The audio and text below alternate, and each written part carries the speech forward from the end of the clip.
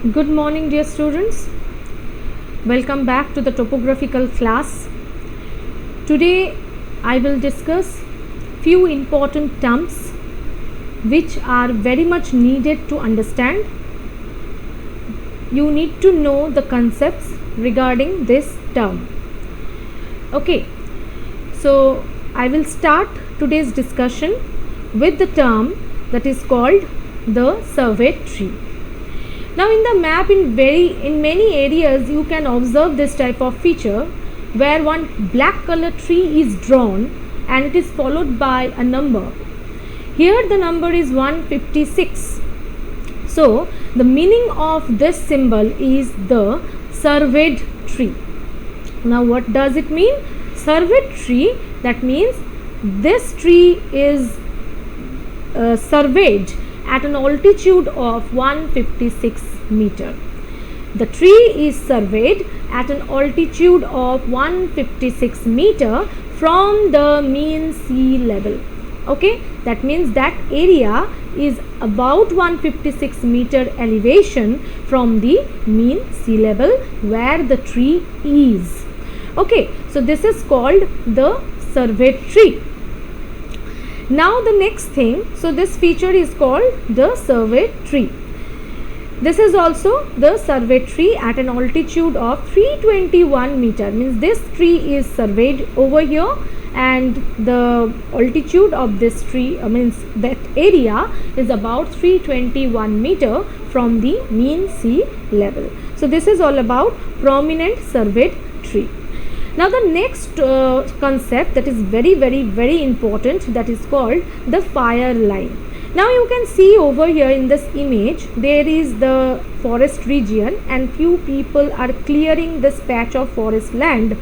What is the purpose? Why they are clearing the forest patch? Although deforestation is not good, as you all know, but this deforestation, or you can say the clearing of the forest patch, is needed. About 5 to 15 meter of the forest patch is mainly cleared off from the vegetation. Why? What is the reason behind that?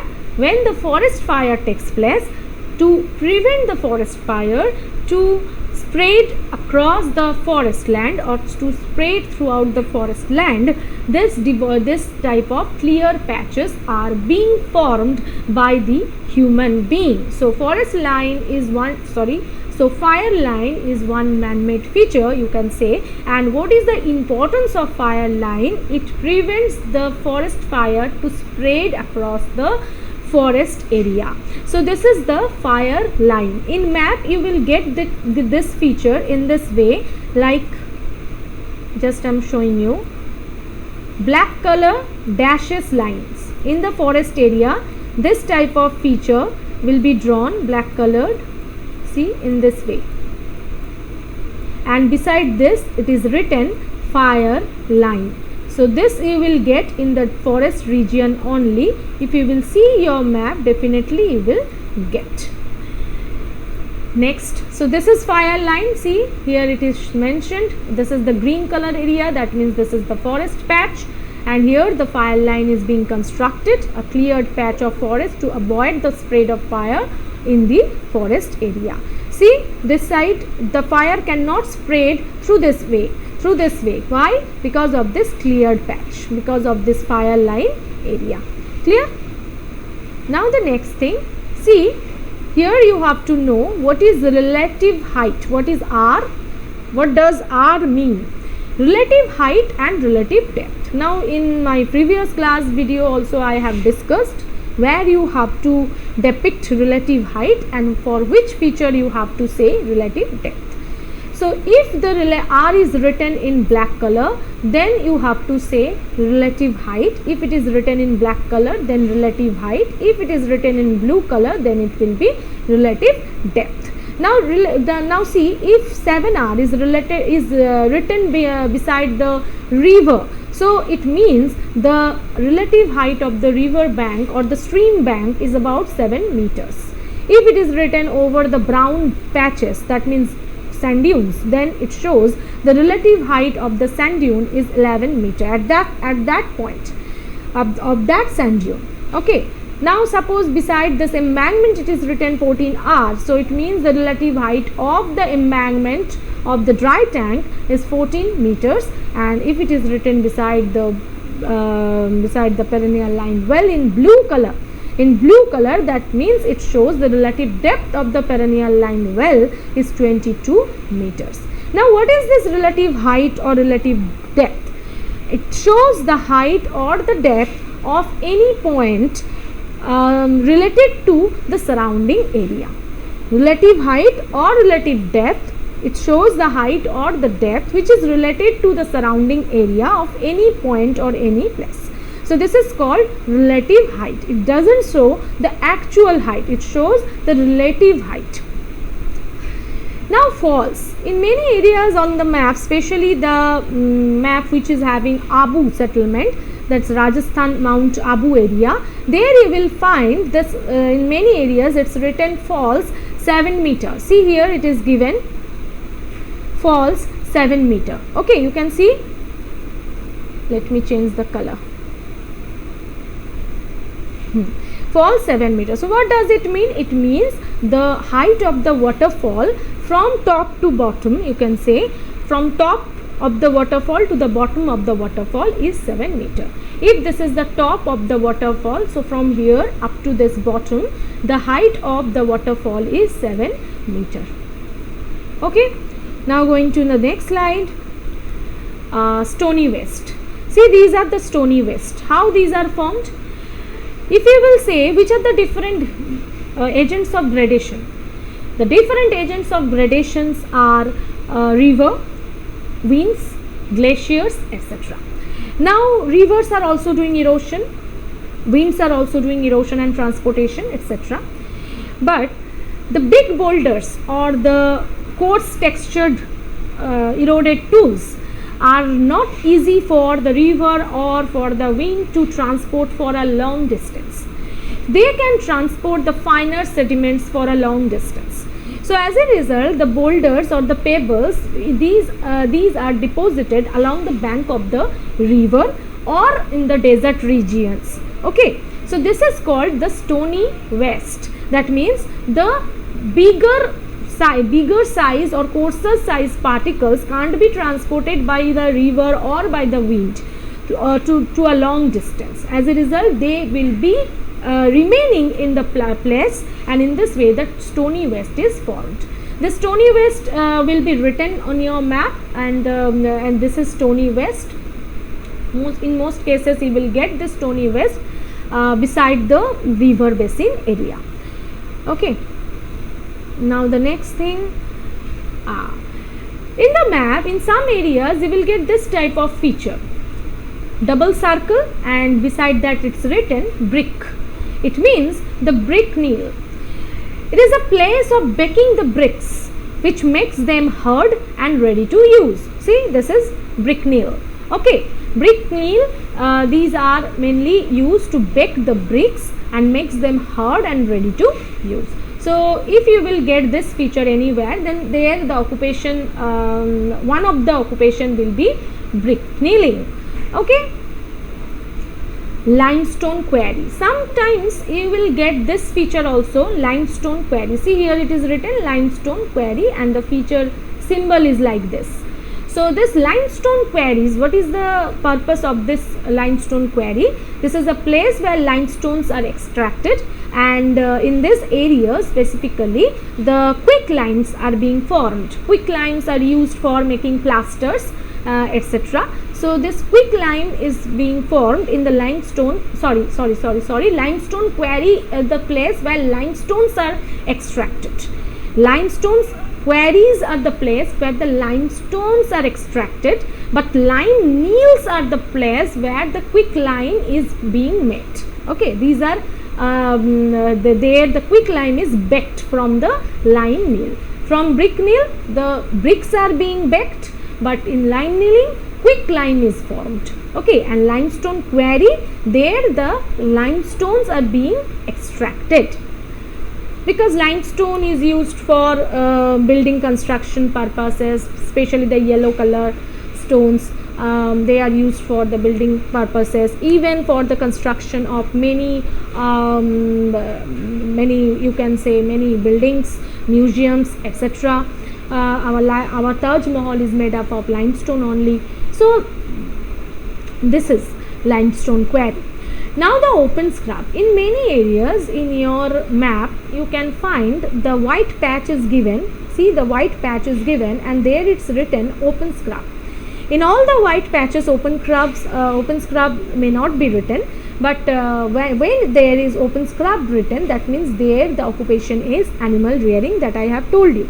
Now what does it mean? Open scrub means a bush type of vegetation. See, sharp type of vegetation, trees are not found. Sharp type of vegetations due to the scanty nature of rainfall. Okay, scanty amount of rainfall. This open scrubs are formed. So wherever you will get open scrub written, there the climate will be arid type of climate, arid or semi-arid type of climate. Okay, next, this is called broken grounds. This is very important term. This is the physical feature associated with the streams, in most of the streams, and in your map, in most of the maps you will get this feature associated with the seasonal streams. Now this broken ground, which features? This third bracket type of feature. See, associated with streams, the third bracket type of features. Now this broken ground, how does it form? It formed due to the alternative wet and dry season. Now see, these are associated with the seasonal stream, and as I told you, this is seasonal stream, so the water is present in those streams during the rainy season. The area is being flooded, but during the dry season, what happens? The rivers or the streams get dried up. As a result, the soil is not getting the area beside the stream is not getting water. As a result, the soil it breaks. The soil breaks down. So this is one type of physical weathering process. Due to alternative wetting and drying process, this broken ground is formed. The proper term is broken ground, not broken land. Don't say broken land, it is broken ground. So broken ground is one of the very important feature or evidence for seasonal type of rainfall, as I discussed in my previous class. Now the next thing, this is diggi. Sometimes you will get this blue squares and beside that it's written diggi. Diggi means a small talao. See, a small talao or a small tank you can say, and these are mainly constructed beside the farmland, and farmers are mainly storing water in these diggis whenever water is available in the canal. They are just storing water in the diggi so that they can use this water when water is not available in the canal. Okay, so keep this in mind. Diggi is a man-made feature and it is constructed by the farmers to use the water during the future. Okay, so this is called diggi. Now the next feature, this is called rocky knob. In most of the areas, especially in the map of Mount Abu, there you will get, in many areas it's written rocky knob, and you will get the sign of this rocky knob like this. I am just showing you. In many areas you will get this sign like brown color star in this way, and beside this it's written rocky knob. Sometimes you will not get this sign, but rocky knob is written. So rocky knob mostly will be written on your map, and what is the meaning of this rocky knob? See this protruding landmass, the protruding rock mass. So this is called the protruding overlooking rock mass is called the rocky knob. Okay. Next is causeway. Causeway is very important. What is causeway? Causeways are mainly constructed along the metal road. Along a shallow stream, the metal road is raised. Why it is raised? To keep the movement easier. So it's a raised metal road over a stream or river to cross them when they are flooded. See, this is the causeway. Here the holes are being made. So whenever the river water will be increased, now the water level is very low. When during the flood season the water level increased, the water passes through these holes and it will move through this side. So in this way the road will not be flooded and movements will be continued. So this is called the causeway. See, here also you can see the water level is high enough. So in this way the water will pass through this side and vehicle can move easily. The road will not be flooded. So this is called your causeway. Now the sluice. This I discussed once again I am telling you. See, the sluice is here. This is a big water body. It's a reservoir. Here the dam is being constructed, and with dam the sluice gate also is there. Sluice is the gate which is controlling, the sliding gate you can say, which is controlling the flow of water from the main river to the dam, or from the dam to the outside areas. So this is called sluice, and from sluice this blue color line is showing the perennial canal, and over perennial canal the pipe like structure or ditch like structure is being constructed, and this is called the aqueduct.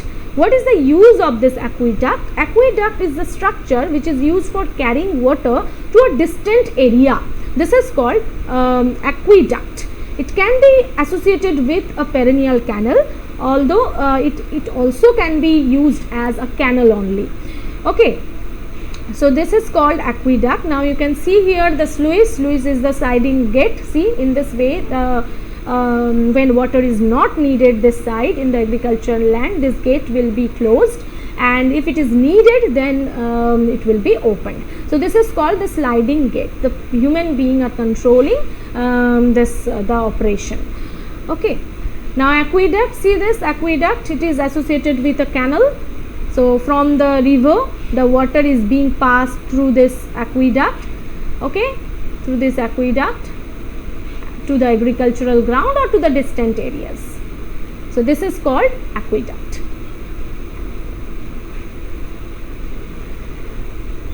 So these are the different important terms which you have to know about these terms, and because question may come like this, that one definition is given and whose definition is this, and different options given. So you need to answer that which one is this, or what is the importance, which one of the following is the main importance of fire line. Different options given. So you need to know the concept properly so that you can choose the proper option, because overlapping options can be given to judge your knowledge. So you have to be ready about that. Read this, see the video properly, and do the worksheet. Today in the worksheet I have provided few questions that those you have to write on your copy. Okay, so students, today after this take care of yourself. Bye bye.